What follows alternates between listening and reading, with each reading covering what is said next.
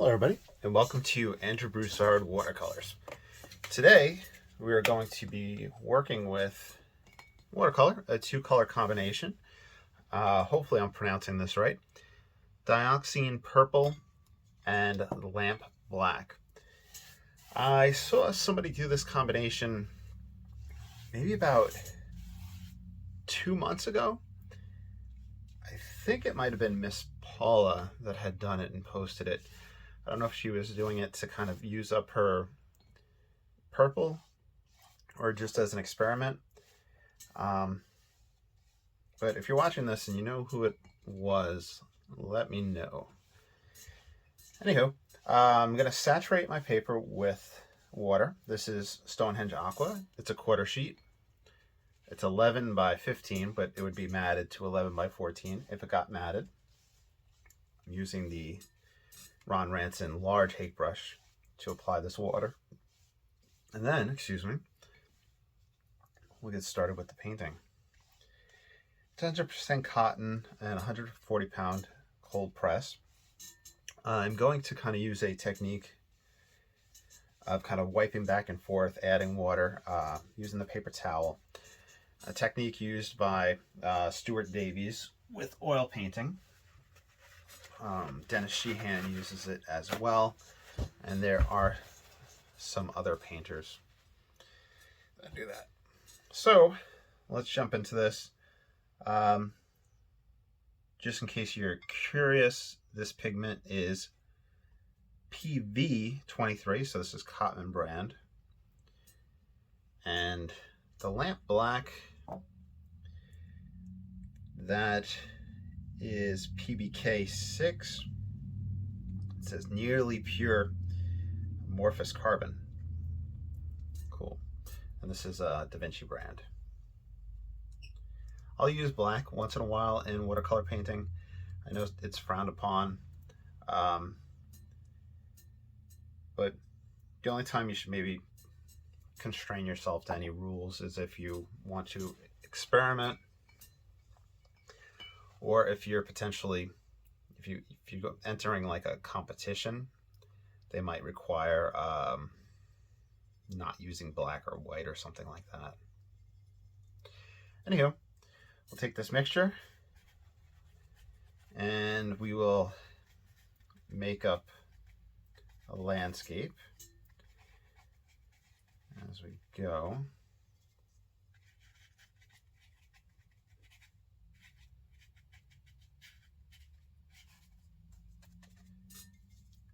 This will be trees.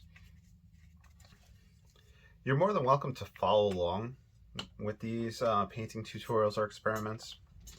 And you're always welcome to sign your name to anything you do whenever you follow one of my videos. And if you have the opportunity to sell that painting, you have my express permission. I want you guys to be successful. We all know art supplies are expensive, and selling a painting will help you get the materials you need.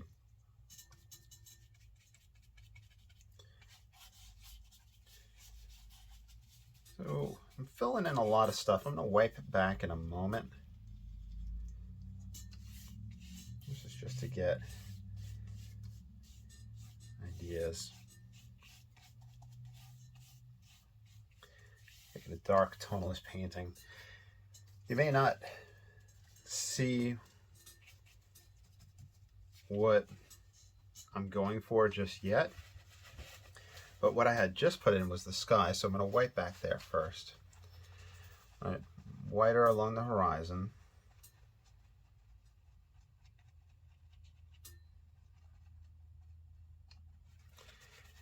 And we can wipe back the sky as we get higher in the sky, so we're wiping back some, going there. So we're removing water whenever we lift as well, but we can always use the hake to push back in. This will be our far distant trees.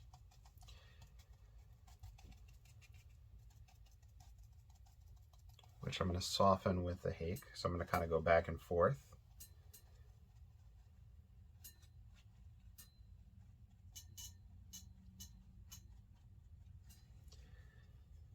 Then create a ridge here. We'll have a grouping of trees in this location. This will be the foliage for the trees. It's also allowing me to really wet this area again. Let's grab some more paint. And build this up. We'll force an S-shaped composition here, meaning that it'll come this way.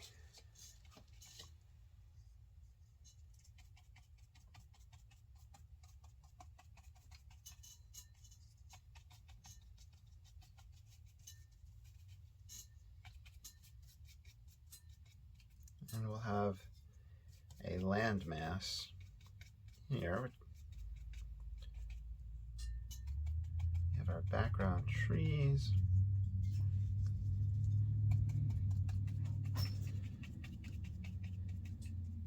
We'll force this to become a foreground tree right here as we progress. Now, I'm going to move away from the hake for a moment. I'm going to grab the number 1 rigger. So this is a nice and thin brush. This is trying to find the right one. I had left it in the kitchen. They always disappear on me. And I'm going to start feeding in wet and wet tree trunks and branches. Doing this, it's going to soften up quite a bit, but it's going to help create an illusion of layers.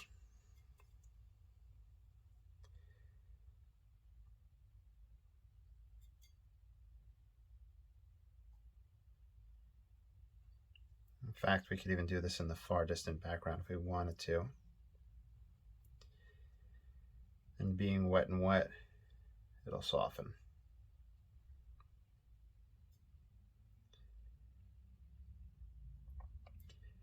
This kind of stream of consciousness painting, I think Mind of Watercolor does something very similar, where he does a wet and wet in the beginning and lets it kind of travel around the page. It's a very fun and loose painting style.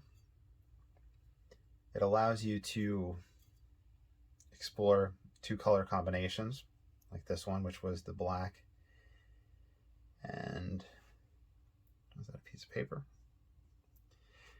The black and the dioxine purple.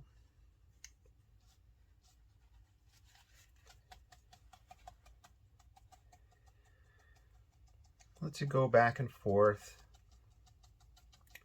The only potential negative in this method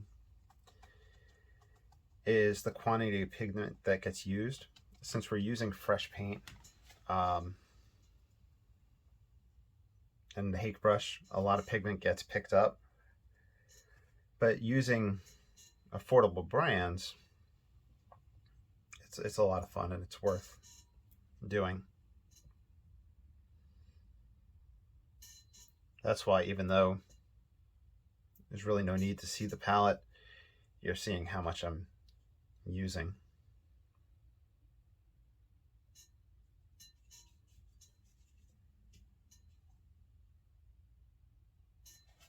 Okay. Now, I'm going to pull out some highlights in the tree. Just be careful of that repetitive stamping shape. So change the way the paper's holding. Whatever you catch onto the paper, you could stamp onto other spots.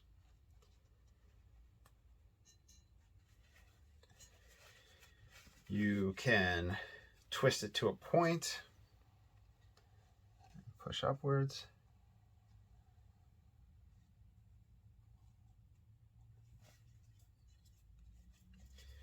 You can even do that over here.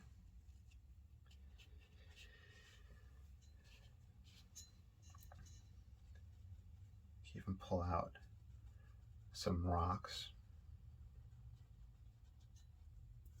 formation and some gentle lifting in this background too.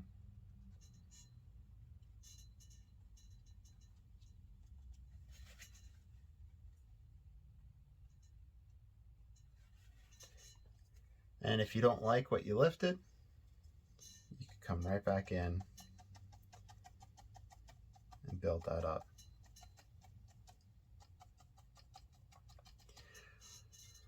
So with this one, I'm going to try to push it as far as I can without doing a dry off, and then we'll see what the dry off winds up looking like. If we have a tonal shift, because using black in watercolor, black will be the biggest shift that takes place with the lightening up as it dries, darkening up that curve.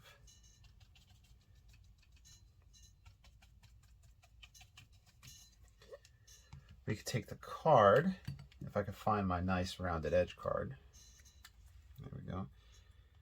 Start scraping. This process right here, we could go back over it, but it does start to do some damage to the paper. So it might be something that, yeah, just be aware of the fact that it can't be reversed too much. You can go back over it, but it can have longer lasting effects.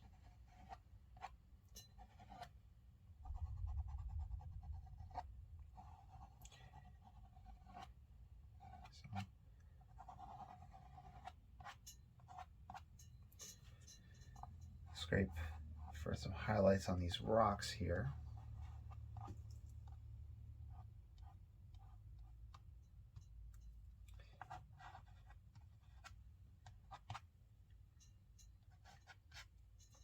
And we could also scrape some grass up and down. And thinner tree branches. I'm using this sharp point now. The sharp point will bring out some highlights, but since the path is so thin, the wet paint around it will kind of backfill it and darken it up. But it does give us some interesting variation. All right. Now let's see. Grab some more, grab some more. Put a layer of foliage on top of these. So I could have skipped around instead of doing straight lines with the scraping. A skipping motion would help it give the illusion of weaving in and out of foliage, but passing back over it will work as well. Just be aware, you might see right here how it filled in that spot and darkened it up. So a lot of the scrapes have a permanent effect in that spot.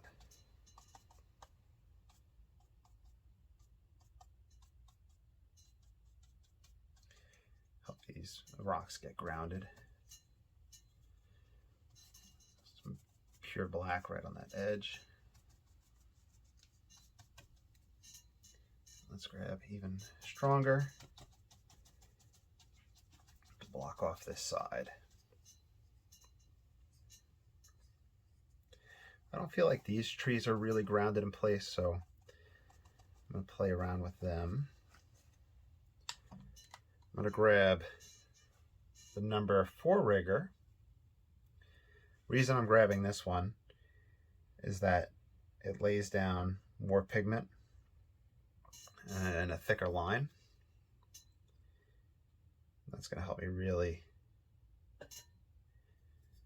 create a difference between what's already there that's been put in with the rigger number 1, where it was put in soft, and it's going to help create a difference between the scraping. So just a little variations in texture and material will help the illusion of depth.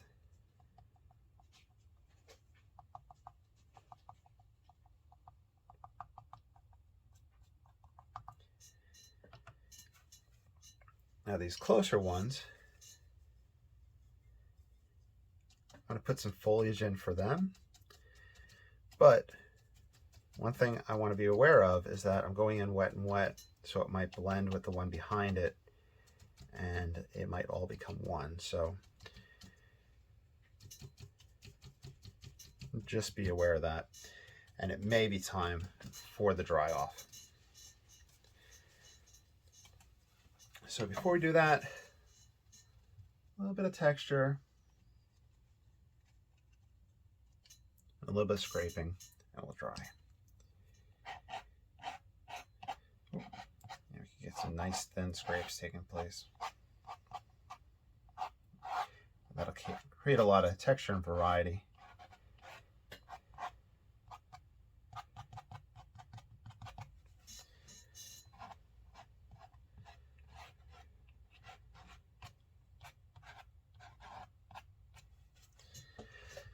Okay, so I am going to do a pause and a dry off. So see how it looks now, and then we'll see how it lightens up as it dries. All right, I had a significant softening taking place. The tonal values lightened up quite a bit as it dried. So I'm going to put out some more of the lamp black and more of the dioxine purple.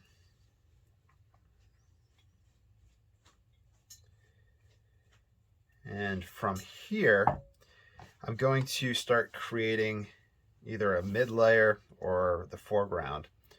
And I've always found that whenever we get a nice softening of the background, darker or textured foreground really creates interesting contrast. So I'll work from left to right just so I'm not smearing stuff. First and foremost, I'm going to create a tree element coming off of here. I'm going to go back and forth probably between the rigger, the number 4, and the number 1. I do want to be aware of the fact that putting these in, they're going to appear dark and wet, but they will also dry softer as well. So be aware that that will take place. So we have that guy there. We'll push the tree back here.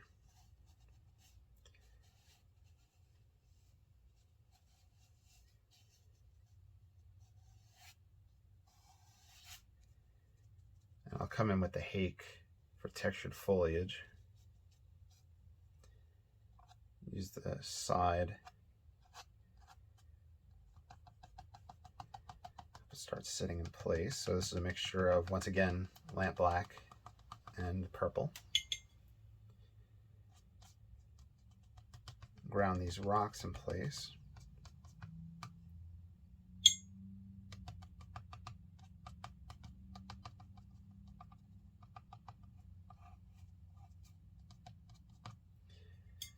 Add that dimension to the rocks.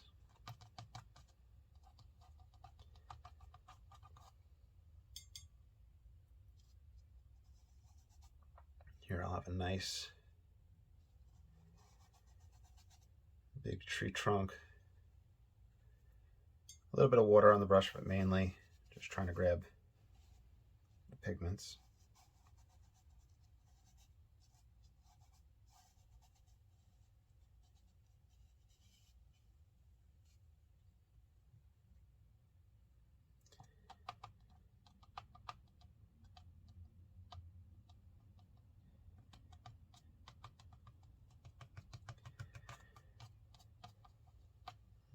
Okay.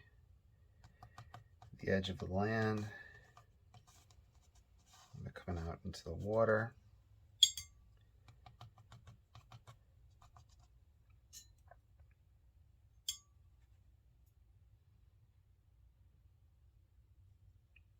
nice big tree element here coming up.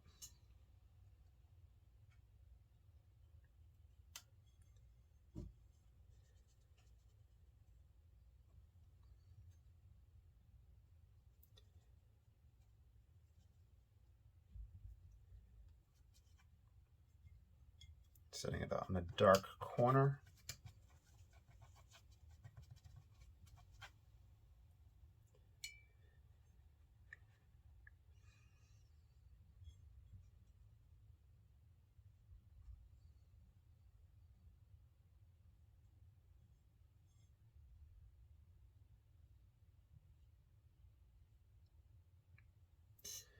Let's see. Could always do a broken or a tree hanging out up and over here, creating a shadow.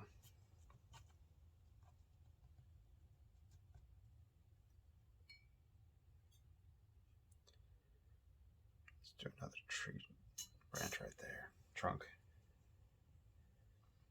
Grab a little bit more of the black.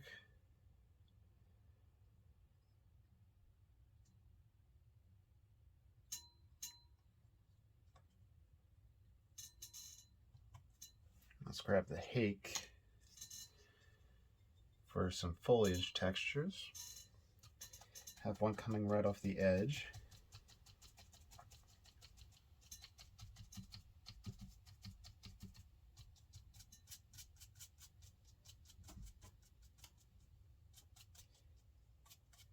Getting that grass texture now over here, up and below. Have another one coming off the side. I like to frame the painting with darks. Let's grab black.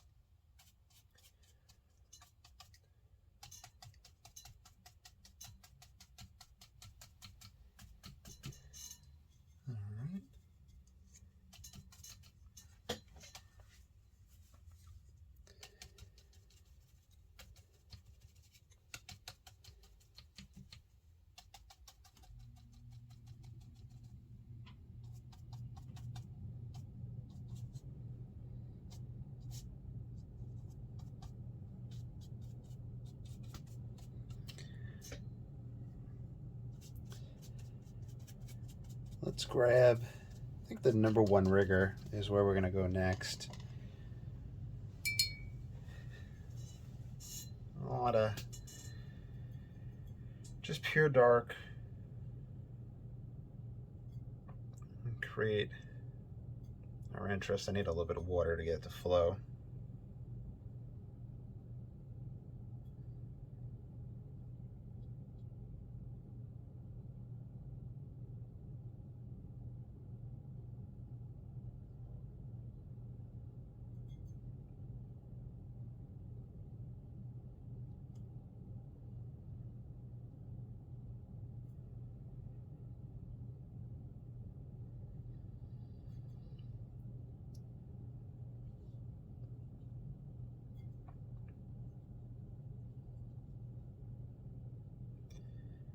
Some thick application of paint up there, which something I haven't talked about in a few days. There's this thing called bronzing, where if you have an over concentration of pigment, it might give it a sheen when it's dry or a kind of leathered effect, which me and Joe Menza have discussed the pros and cons of that. But ultimately, it's up to you if it's something that you want present in your paintings or not.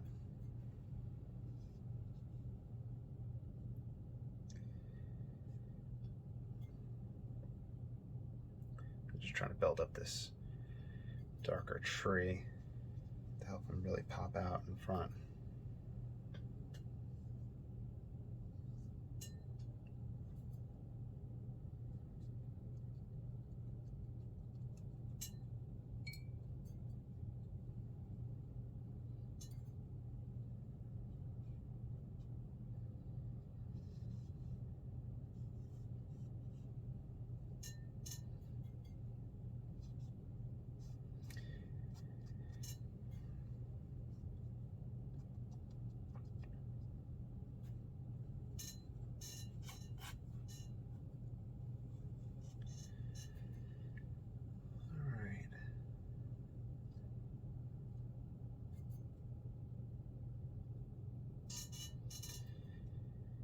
It may be beneficial to pause, do a dry off, kind of look at the overall, what's taking place, if there's anything we need to adjust.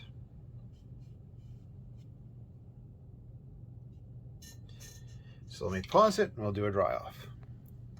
All right, so we had a pretty good dry off.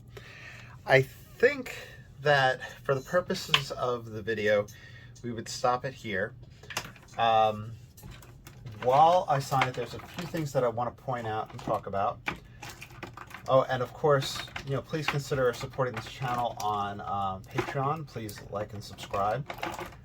And I'm looking for a pen to sign. There we go. Just grab this guy. Now, one of the things that's standing out to me is, and I mentioned, it's not gonna write, I might have to wait till after the video to sign it, that the bronzing that might take place, it has appeared in a few spots. This is where I pretty much applied on the dry paper straight from the tube. It occurred here, along this edge, and here, and here.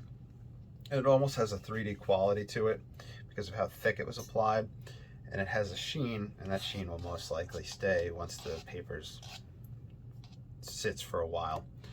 So you know, it's something just to keep in mind that either you might like that effect or not. We can look at it underneath a mat, and then we can call it. I hope you enjoyed, and if you ever follow along, please let me know. And I have tons of paintings up on Etsy and a sales coupon thing running right now, so if there's anything you're interested in, go check it out. All right, you all have a great day. I'll talk to you soon.